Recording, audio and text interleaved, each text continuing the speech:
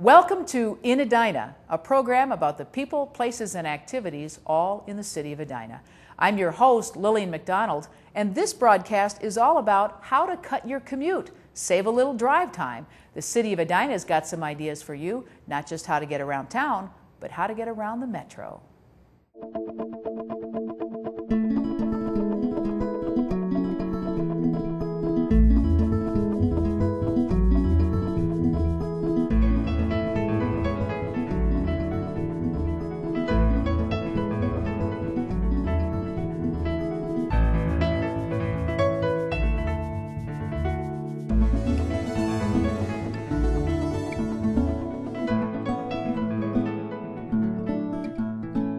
Well, our next guest has a challenge for you and for me, and the challenge is drive less. And joining us to talk about the Commuter Challenge is Kate Meredith. You're the Commuter Services Outreach Director, a program of the I-494 Corridor Commission. Yes. Thanks so much for joining us. Thanks for having me. How do we drive less? We can help you. We have lots of free resources to help you get in a carpool. We can match you up with people. We can tell you what your personal transit service is, and we have lots of free bike-to-work resources, as well as for teleworking as well. So you're gearing us up for the Commuter Challenge, which begins April 1st and lasts until when? June 30th. And you want us to basically change our driving habits. We do, and we have lots of fun ways to help you. It's a regional campaign to encourage people to get out of the cars and try a new way of getting to work. If they pledge to do anything but driving alone, just one day in that 3-month period. Of course, we encourage people to do more, but they just have to do it one day. They're eligible for great prizes. The grand prize this year is a laptop computer. Other prizes are iPods, digital cameras, Wow. bicycles. Those are great prizes. Absolutely. All I got to do is get out of my car one time, and I can Exactly. toss my name in a hat for one of those prizes. You got it. That's worth it. Yep. Ways to commute.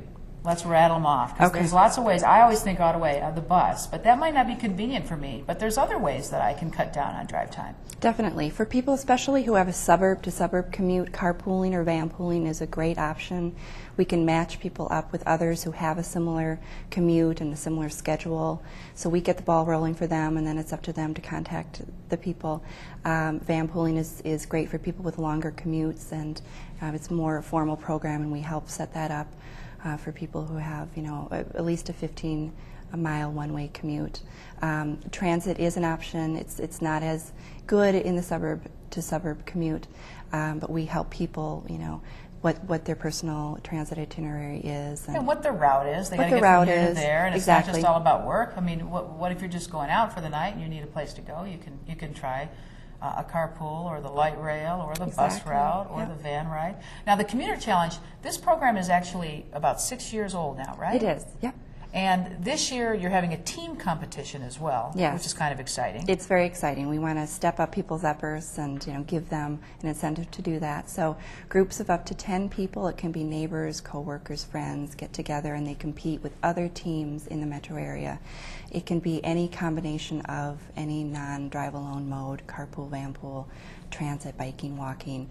And each team, tracks the total number of miles that they travel using those modes, as well as the total number of trips used. And then they're in prize drawing for additional prizes separate from the Commuter Challenge prizes. Wow, okay. Yep. And you've seen growth in this challenge Yep. campaign, particularly in employers. Yeah, employers are really stepping up year by year. More employers are getting involved. We had nearly 200 employers on board last year. We expect that to increase. So we help them encourage their workforce to use another mode, and they're doing a great job doing it. And we help them with free resources, including links to our website so people can pledge online easily, posters. But some of the newsletter employers are articles. offering incentives too. I mean, Exactly. they're offering you a bus pass, or a discount on a bus pass, Right. Or they're offering a telework program, and I know that that's an increasing way that folks can cut down on drive time too. Right. Or they're offering incentives for carpooling and vanpooling, and I just think that's great. I think this is kind of a community sort of an effort. But why? I mean, it's a year-round thing. The challenge isn't, but commuting is actually a year-round thing. Why? Employees view their drive to work and home as an extension of their workday. So for employers to show that they care about that is really important. They care about saving their employees money, as well as being a good community company.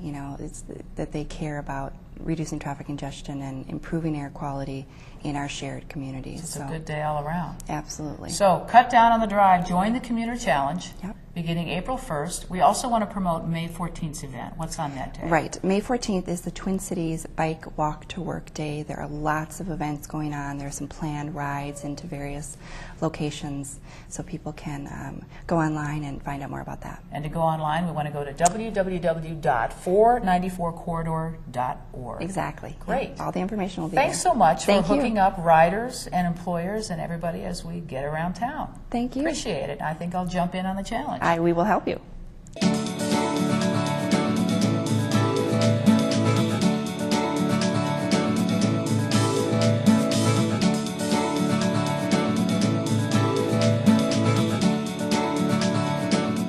Well, of course, there's lots of ways to get around the city of Edina, but more bikers are interested in taking two wheels across the city. And joining us to talk about how we can make that happen more for bicyclists is retired physician Dr. Alice Holbert. You happen to serve on the Bike Edina Task Force. Thanks for joining us. Thank you. We appreciate it very much. And you are a biker yourself, right? Yes. All right. Yes. What kind of bike do you ride? I like a road bike, which I just got about a year ago. I had a city bike before that. I highly recommend a road bike. All right, good. I need a mechanical advantage. Light, very light, less resistance. But more folks like you and others interested in commuting, thanks to rising gas prices, are picking up bikes and hitting the road. In fact, I didn't know the Twin Cities metropolitan area ranked as one of the top nationally ranked bike commuting pathways. Yes, we're very impressive, I have to say. Portland ranks #1, but they have a very mild climate, and we rank #2 for commuter biking. That is impressive, too, especially in our below-zero winters and things like that. But Exactly. it shows the need, too. I mean, our population is increasing in the metropolitan area, and more people are looking for creative ways to get to work or just to get around town. And the city of Edina is looking at this very same thing as well. Talk about that in the task force. Over the last couple of years, we have worked to develop a bike plan for the city of Edina to make it possible for people to link their daily routines with biking. So we have developed a map and a system of trails and connections on the road that'll make it easier for people to get around the city and feel safe. And that's what people can do right now is to look around and ride in these safe areas. Well, we need to get them done. We need to have the striping done, the signage done, and that's going to be piece by piece. So you're looking at actually taking some space out of the road and giving that over to the bikes. Exactly. It's called a road diet. It's been done in a lot of cities. Portland has used it. Chicago is using it a lot. And you narrow the traffic lanes. Some of our traffic lanes are 18 feet wide. Narrow them down to 11 feet, Sure. which is very adequate, and you have space for bikes on the side. Great. You're also eyeing the CP rail line, which I think is interesting. That's a rail line that bikers are already using in some of the other cities in the metro area, but not Edina yet. Exactly. That would be a wonderful route. It would extend from 494 under 70th Street up along, there's a nice wetland there with 9 Mile Creek. It'd head north along the edge of Garden Park and then go behind Jerry's grocery store and up to St. Louis Park, and it would link to the Cedar Lake Trails, which then links you to go everywhere. Oh, and you can go to Stillwater. You can go everywhere once you get on that system. Yes. Wow, if you're in good shape, which is another good reason to get out and use the bike too. Exactly. Okay, cut your commute and also stay in good shape. But it's a straight shot, the rail line as well. It's straight and it's flat. A bonus. So makes it very nice. And it doesn't interfere much with traffic ways at all? It will cross 5 streets Okay. at grade. Otherwise, it's under tunnels or bridges Okay, that great. are already in existence. So this is one project that you're looking forward to long term, and how to fund it and how to make it happen so that it's usable by bikers. How do you go about getting that done?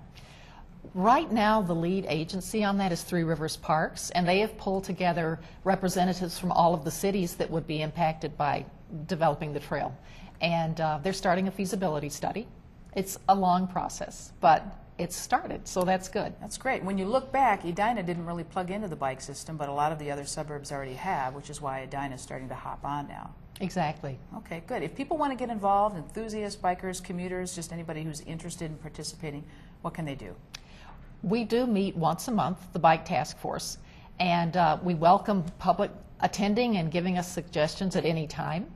I would say when road reconstruction comes to your neighborhood, take a moment to look at it and decide how that would affect biking, if you do bike in that area. Maybe put your road on a it's diet. friendly and sometimes it's not so friendly. Well, it's clearly worth talking about. And since Twin Cities is already ranked nationally, it looks like Edina's going to hop on too. Exactly. Thanks so much for joining us on All Edina. right. Appreciate it. Thank you. Have a safe trail this week. Indeed.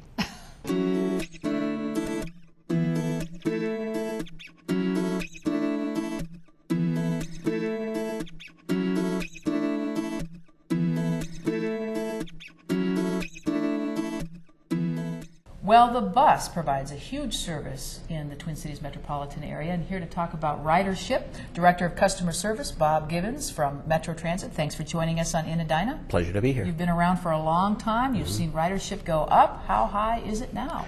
Well, we had a very successful year last year. We had 77 million rides, the highest ridership on Metro Transit in a quarter of a century, and the third fastest growing bus ridership in the nation. So a very successful year. Wow. So every minute, how many people are getting on a bus these days? Well, we actually calculated that. 146 people per minute got on a bus or train last year on Metro Transit. Wow. So ridership is up, and that's a good thing. And here in the city of Edina, a lot of folks are riding. Actually, the ridership from Edina residents, the 15 routes that serve Edina, was higher on average than our system-wide increase last year. So to your point, Edina residents are using the service. Well, so they're into it. Why is that? Why the increase? Well, I think a couple of reasons, three principal ones: frustration with traffic congestion, high energy prices, and not wanting to deal with the stress of driving when someone else can do the driving for you. Can't blame them for that, absolutely. Are you seeing any changes in the bus routes at all in the city, or are we going to be status quo for a while? I think pretty stable. We have a nice lineup with 15 routes. There are 2 express routes that take commuters from Edina to downtown Minneapolis to work. There are 2 routes that go to the University of Minnesota directly for students and staff and faculty. We've got a nice lineup of crosstown services as well. In the old days, all routes had to go downtown first, but now the system has evolved into crosstown service. So we have a route that goes across 50th and 46th. It goes over to the Highland Park area in St. Paul and stops at the 46th Street Light Rail Station for people interested in the train. There's a lot of service to Mall of America. The B line, the Bloomington-Edina line, serves Normandale College from Southdale and then over to the mall. The other part of the Bloomington-Edina line serves 2 Cubs and 2 Targets and Southtown from Southdale en route to the Mall of America. So a lot of different transportation options for people who don't want to use a car. And I know Metro Transit is always constantly seeking the feedback to find out how do we tweak the routes to meet the need and the changes in traffic patterns. So that makes sense, and we appreciate that. You also offer a service called Dial-A-Ride, which I think is a great deal for folks that might not be able to drive themselves. The City of Edina, in conjunction with the Metropolitan Council, which is our parent organization, have offered a Dial-A-Ride service in Edina for years. The city and the council share part of the operating cost, and the customer does as well for $2 a ride. And the service operates within the city limits of Edina from 9 a.m. to 3 p.m. Monday through Friday, and it's sort of like a cab. You call and make a reservation, the service comes and picks you up at your door, brings you to your appointment. It's great for medical appointments, it's great for shopping, it's great for visiting, and it's exclusively available to citizens of Edina. Wonderful. If folks want to hook up with Dial-A-Ride, how do they do that?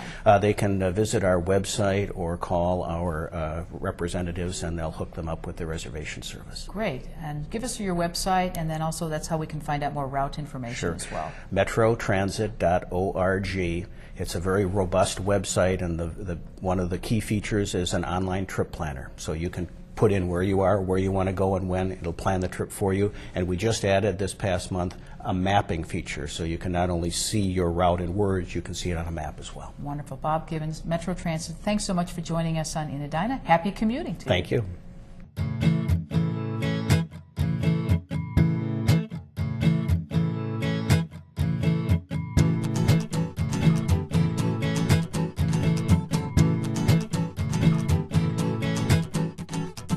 Well, after a long day at work or working from home, maybe what you want to do is take a nice walk, stretch your legs, and have a little exercise. And there is a walking club here in the city of Edina I'd like to tell you about with our guests. We have Donna Tilsner and we have Kristen Arsbold with us. Thank you very much for joining us on In Edina. Well, thank you for having us. The weather is better and it is prime for walking season. And you've got a walking club and opportunities for all. Tell us a little bit about the club. The walking club started about 3 years ago, and it's for people of all ages. We do 8 weeks of walking in June and August. People sign up through our Park and Rec office. And we highlight 4 of our trails, walking paths and trails here in Edina. And that's a great opportunity, too, because it's not a competitive activity. So it's kind of a way to just sort of wind down the day, talk with your neighbor or talk with your family members, all ages. 4 different trails that you'd like to take us through? Yes, we have Bredesen Park, which is about a 2-mile trail. It's kind of our more wooded, natural trail. So we highlight that park. We also go to Braemar, which is our golf course, and they've got a wonderful walking path there. It's about 2.5 miles. And we use Centennial Lakes, which is one of our premier walking trails. Just a great place to see people on the lake, to see people mini golfing. And, you know, after that you can catch a concert or do a little shopping, go out to eat. And then we also use Roslyn Park, which is a neat park because there's also the art center there, the aquatic center. Great park to get out and walk around. Now, walking is a great exercise. It's easy to do, no special equipment except for a good pair of shoes. And it's co-sponsored by some physicians here in the city that really believe in getting people going, nutrition, exercise, life balance. We're very fortunate the France Avenue Family Physicians have co-sponsored this event with us. This is the 3rd year. And one of the things that we give our walkers is a goodie bag. They get a pedometer, a water bottle, and then there's a lot of information that we stuff in the bag, whether it's on nutrition, on buying good shoes, stretching exercises. And we were fortunate last year to have one of the physicians walk with our group one night, and he was able to kind of share some stories and answer some of the questions, whether it was high blood pressure or whatever, with the group. So that's kind of an added value to the program. And the pedometer is kind of handy to have because you can actually track your progress and see how things are going and adjust your pace as well. So if you want to do the fast walking, you can do that, or if you just want to take it slow and easy, that's comfortable as well. And children are invited, of course. Absolutely. We have a lot of families. We have friends that wanted to do our walking program because they knew that they were going to be walking every Monday and see each other, which was fun. We had some senior citizens that joined, and they went at their own pace, and it was just kind of a great mix of people. We do have one paid leader that goes with the group. We start off together and talk about a topic and then send the group on their way and walk at your own pace. And a couple of miles doesn't take that much time, but it really is refreshing to just sort of get out there and get moving and get the blood flowing a little bit, especially if you've been sitting in the office all day. Well, there's so many benefits of walking, not only to experience nature, feel good about whatever. We're talking about obesity, so get out and move and walk, and it's just, I think it enhances your appetite. There's just a lot of good things about walking. You can meet some new friends. Meet some fellow residents in the city of Edina. There's a small cost to be a member of the walking club. Right. Okay. Absolutely. Small cost.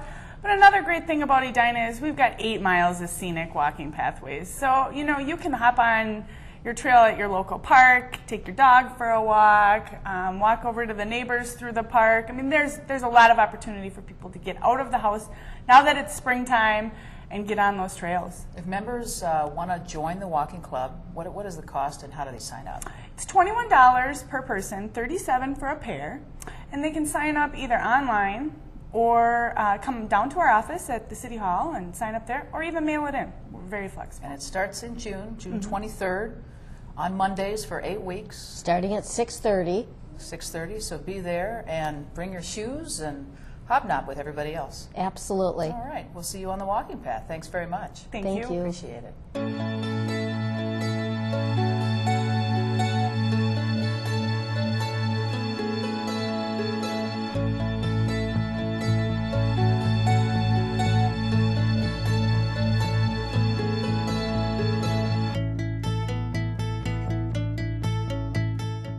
Well, spring season is a time for all of our streets to get a second look, and joining us to talk about street reconstruction projects is Assistant City Engineer Jack Sullivan. Thanks so much for joining us on In Edina. Thank you. Popular time of year for folks to get the potholes filled up on the streets and shine them up a little bit. And all summer long, I know you've got a series of projects going on. Let's talk first about street reconstruction projects. What do you get when a street is going to go under reconstruction? Each project is a little bit different, but usually it includes reviewing and upgrading utilities, so underground sanitary sewer, water main and storm sewer, Above ground materials are such as curb and gutter, pavement, sidewalk, and potentially lighting. Great, and you've got a lot of projects on the docket, I know, but let's highlight just a couple of them. Sure, one of the major ones is the Country Club neighborhood this year. We're getting a full facelift, and then the Highlands neighborhood, Richmond neighborhood. There's a number of sidewalk projects as well in our community. Now, when you go in and you determine it's time for street reconstruction, how do you go about determining that? Is it just by the year? Is it by the need? What changes? It's by the need. Like I said, we evaluate how many water main breaks are out there, how many sewer blockages we've had. We rate the pavement condition within the neighborhood. We also look at, like I said, the above ground utilities such as lighting and see what kind of condition those are in. If the curb and gutters broken, failing, not conveying the water like it should. And I'm sure resident input impacts some of that as Certainly. well. And with Minnesota's Four Seasons, no doubt, our streets are constantly in need of a little facelift from now and then. Yes, they do have a lifespan, and we're reaching the end of that lifespan on a lot of our streets, so it is becoming time to start refreshing those. And of course, you book it out, so it's not like you just do them all. You can't do them all in a single season, of course. It's very costly, and you book it out. How do I find out if my street is up next? On our City of Edina website, under the engineering department, we have a map showing the 2008 through 2013, and then all the way out to 2017, the anticipated street improvements that we'll have for neighborhoods. You know, what's interesting, too, is not only do streets need a facelift, but traffic patterns change, and that may impact whether or not streets get sidewalks, too. Talk a little bit about that process. The sidewalk is one that's debated on every project we do. There's two ways sidewalks can be installed. One is either staff-initiated or petitioned by residents. And what we do, the two major components that we evaluate are safety, and at some point the traffic volumes and speeds are great enough that we want to separate the pedestrians from the vehicles. And the second thing is the conductivity. We want to make sure that we have the ability to safely maneuver between parks, schools, business centers, those type of things, join those all together. And that's going to take some analysis too, because again, since you know I may change my route because of new development in an area, that's going to affect just exactly the throughways, not only for cars and trucks, but also for people as well. So how do you fund all of that? A lot of the funding, a major portion of it comes from the special assessments that we do in the neighborhood, but we also, there is some city funding and some funding that comes from both the park board and some of the other groups. Is it unique, or is it a matter of routine that you'll just go and add a sidewalk to an area, or does it have to be adjacent to the redevelopment of a street? With the petition sidewalks, they can be a standalone project, but with the projects that we do that are staff initiated, they are, there's a public hearing process that we go through. We send out surveys to all the residents in the neighborhood. There's a very entailed, long process that we go through to make sure everyone has an opportunity to comment and give their opinion on the need or desire for a sidewalk. So it's going to take some time and, again, some more planning. Yeah. I imagine it's cheaper to add a sidewalk if you're going to be working on a street. Does that make sense? Yes. Okay. So rather than just going out there and putting in a sidewalk, so it's not just a quick decision, and it's a little more expensive to go that route. Now, we all have responsibilities on our streets, too, whether I'm a driver and I'm using the street, or I'm a walker and I'm walking on the sidewalk, or I'm simply navigating the street as a pedestrian. But driving is always an issue on the streets because of speed and because of people not yielding properly. Talk a little bit about some ways that the City of Edina is working to improve our awareness of how we use our city streets. Sure. The biggest complaint I receive at the city is speeding of vehicles on the streets. So in 2002, they enacted the local transportation task force to start addressing that issue, and then it kind of grew into the Edina Transportation Commission.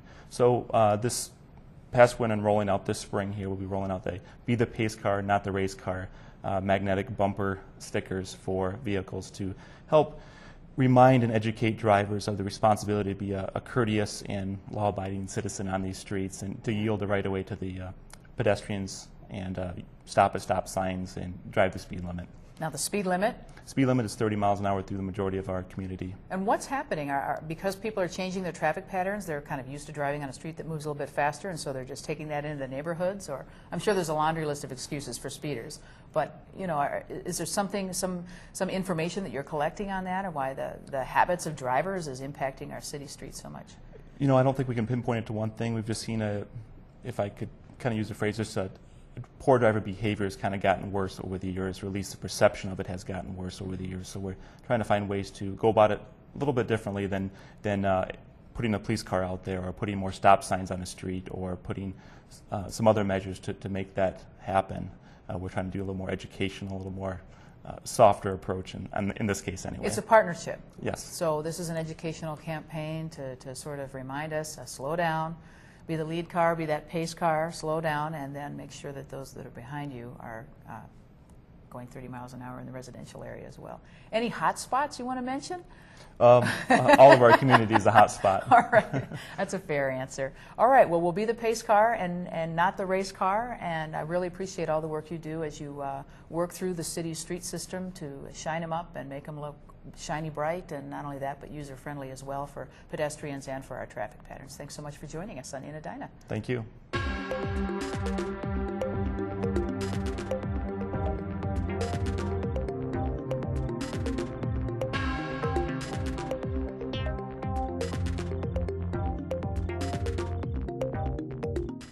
We'd like to thank all of our guests for bringing their ideas on ways we can get around town more safely, more efficiently, and maybe for a little less cost as well. We hope you enjoyed our broadcast. Until next time, you've been watching In Edina. Thanks for joining us. I'm your host, Lillian McDonald. Make it a great day.